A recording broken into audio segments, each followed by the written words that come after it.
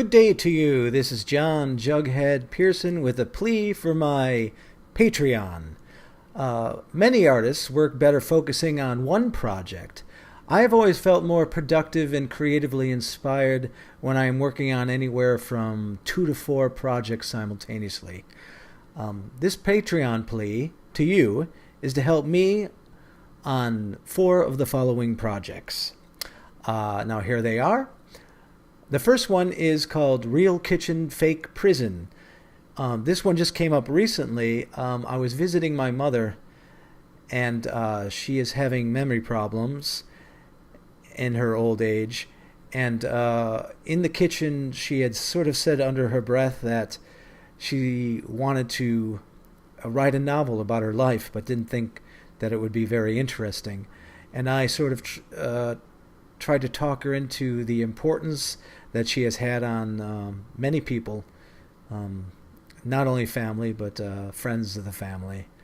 And then I wrote something online on Facebook, and it went pretty viral amongst my friends. About 500 people looked at it, and many of them suggested that I continue working on a project about my mother.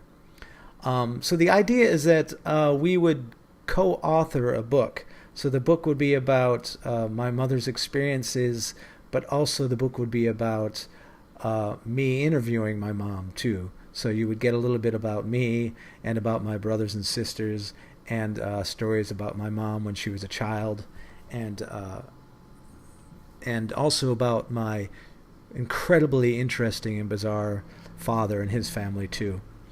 So that I would like to dedicate this year to, and I would like to have as much time to work with my mom as possible on that. The second project is the one that I started the Patreon for, which is Jughead's Basement, which is a podcast where I interview full bands. After reading a bunch of interviews and hearing ones too, you always hear from like maybe the singer or 1 or 2 people from the band. But the idea for me was to interview all the bandmates on a particular record individually, so that they could all tell their stories without the other band members looking over their shoulder. And then I put it all together into a history and sort of mix it into the songs from the record. So the podcast ends up being like listening to the record, but also getting the history of the band at the same time. It does really well. I actually have maintained like a 5-star review on iTunes I've been doing it for almost 5 years. I would like to continue doing that. That one takes a lot of work. I would like to up the amount I do. I usually only do about 2 or 3 of those a year, but that's not because I'm not working on them. I'm actually working on them all the time, and I have a couple of people that do a lot of editing for me too, because it's hours and hours of material that needs to be edited. So I'd like to be able to throw money their way too, so that they can do more editing for me, and I can get those out quicker. I'm also doing, along on the Jughead's Basement, I am doing sort of a subgenre that is called Lo-Fi Interviews with Hi-Fi Guests, which is more spontaneous interviews one-on-one with musicians, performers, film writers, and stand-up comedians. It runs the gambit of talking about life and creativity in all the different art forms, and also behind the scenes too. So that one I would definitely like to continue doing way more than I am now.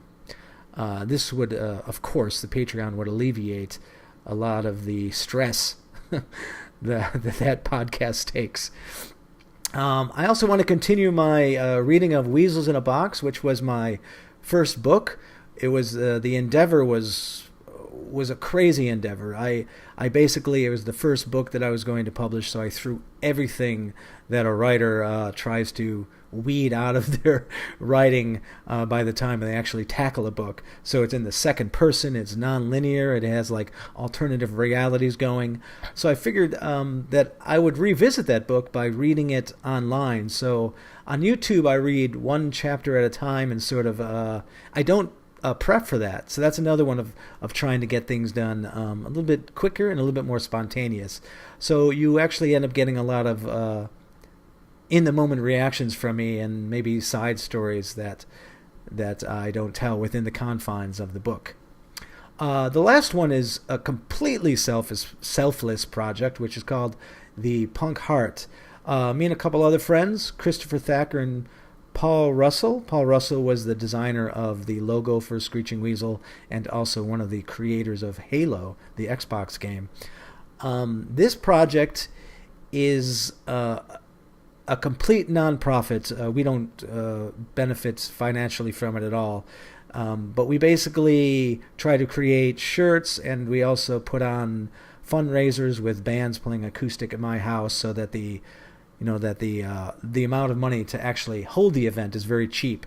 And then we donate all of the profits to mental health research.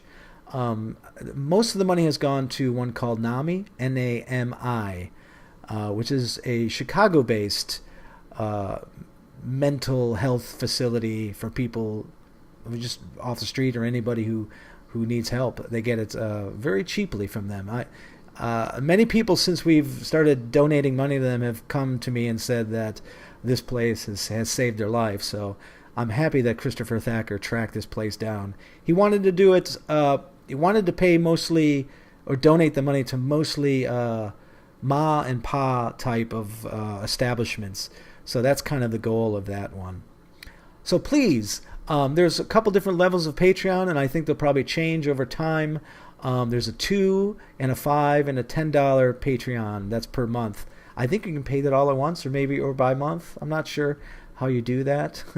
I'll look more into it, but it's you can look in the links below, and you can help me out. Now, here is a long thing that I'm going to read now. So if you're already convinced, you could stop listening right now and press the link below on Patreon and start helping me out. But if you're interested in some Weasel lore and some self-analyses, listen on, and we shall start that now. I'm going to read this. So,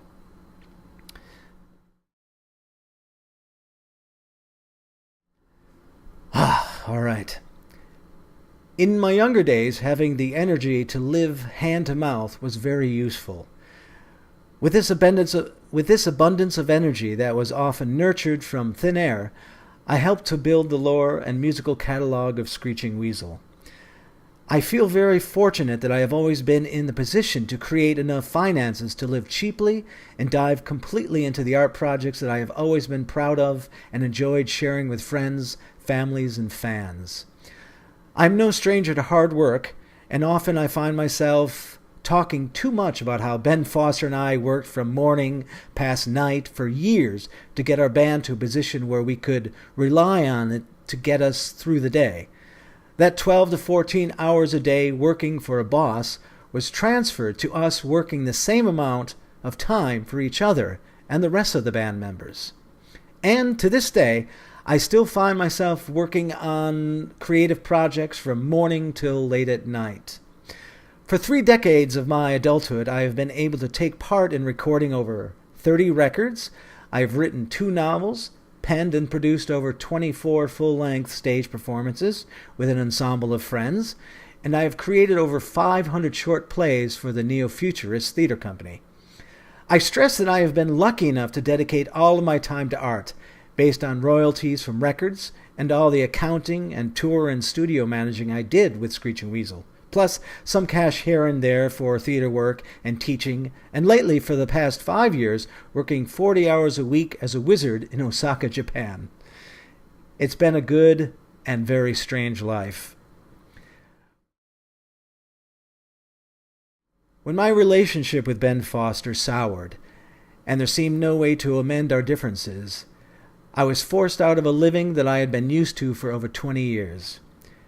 We never made a lot of money, but it was always enough to get by. I was told that if I did not forfeit my stake in Screeching Weasel, and instead chose to fight back, I would be kept in court for the rest of my life until we were both penniless. When faced with this threat, whether accurate or magnified, perhaps I should have fought back. But it wasn't in my nature.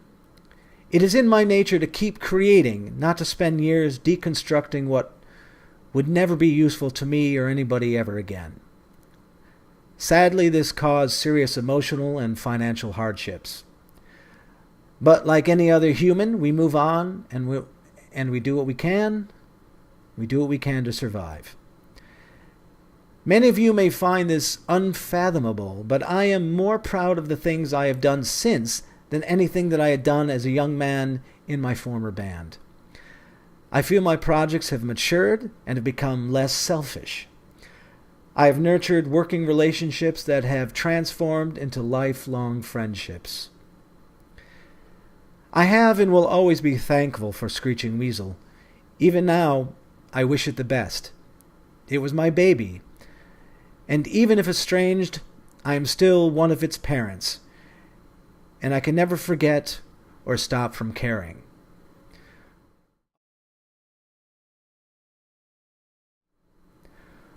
Other than diminished, barely existent musical royalties and a smidgen of a 5% royalty on merch, I receive no compensation for live appearances.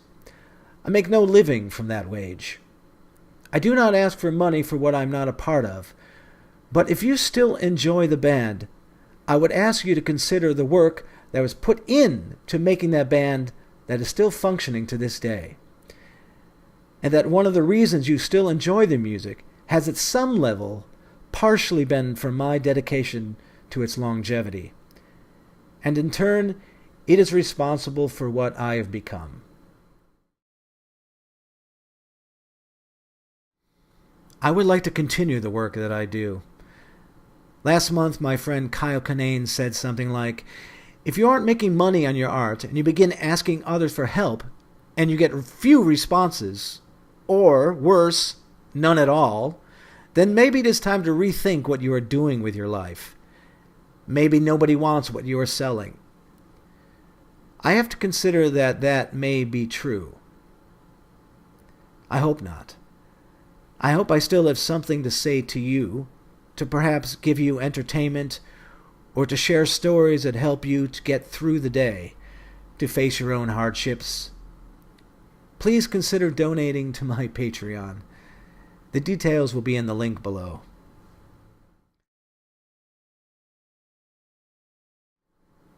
Thank you for being a participant in my life, and I hope we continue that relationship for many years to come. But for this year, I need your help. And maybe next year I won't. And then maybe then I can help you. Thank you very much.